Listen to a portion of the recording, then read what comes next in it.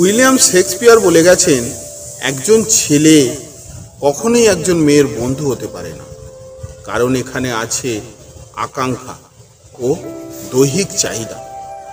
একই কথা বলে গেছেন আইরিশ কবি অস্কার ওয়াইল্ড।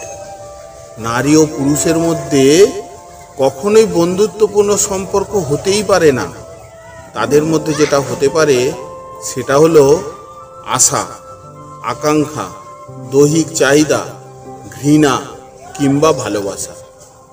বন্ধুত্ব সম্পর্ক নিয়ে ঢোকা শুধুমাত্র ভণ্ডামি, শুধু সময়ের অপেক্ষা, শুধু সুযোগের অপেক্ষায়। তারপর দেখবেন পরিণতি পরকীয়া।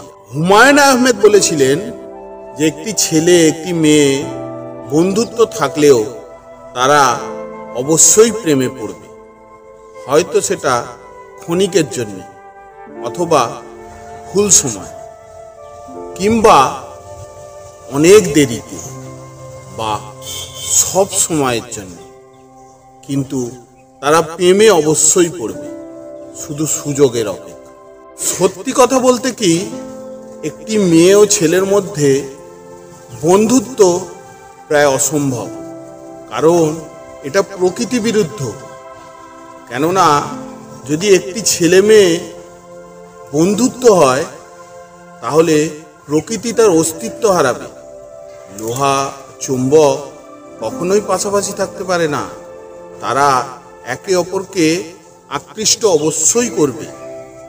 যদি কেউ এটা এড়িয়ে চলে তাহলে সে বোকামি করছে, নয়তোবা কাউকে ধোঁকা দিচ্ছে। আগুনের সামনে মোম থাকলে তা অবশ্যই গলবে।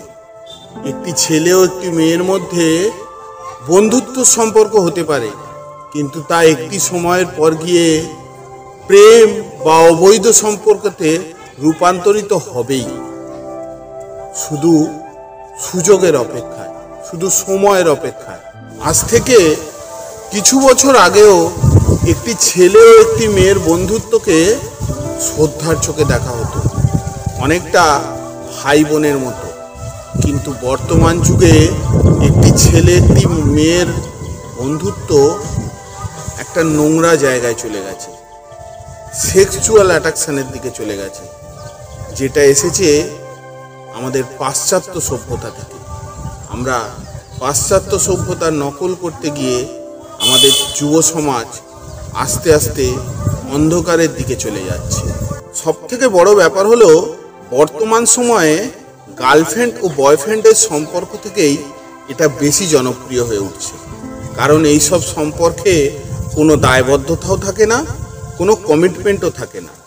সবাই স্বাধীনভাবে যে যার ইচ্ছা মতো দৈহিক চাহিদা পূরণ করে নিচ্ছে। আর একটা সময় এমন আসবে যে এই থেকেই সামাজিক ও সাংস্কৃতিক দ্বন্দ্ব সৃষ্টি হবে। তাই অভিভাবকদের উদ্দেশ্যে একটি কথা বলি, আপনার সন্তান কোথায় যাচ্ছে, কি করছে, কার সঙ্গে মিশছে, এটা একটু খেয়াল রাখুন। না হলে একটি সময় আসবে যখন ছেলে কিংবা মেয়ে নিশ্চিতভাবে বলতে পারবে না যে তার মা বাবা আসলেই কে। তাই বন্ধুরা, অবশ্যই লক্ষ্য রাখুন আপনার বোন, আপনার মেয়ে, আপনার স্বামী, আপনার স্ত্রী, আপনার বাড়িতে কোনো মেয়ে ছেলে ইয়ং বয়সের, তারা কার সঙ্গে মিশছে, কোথায় যাচ্ছে, কার সঙ্গে সময় কাটাচ্ছে।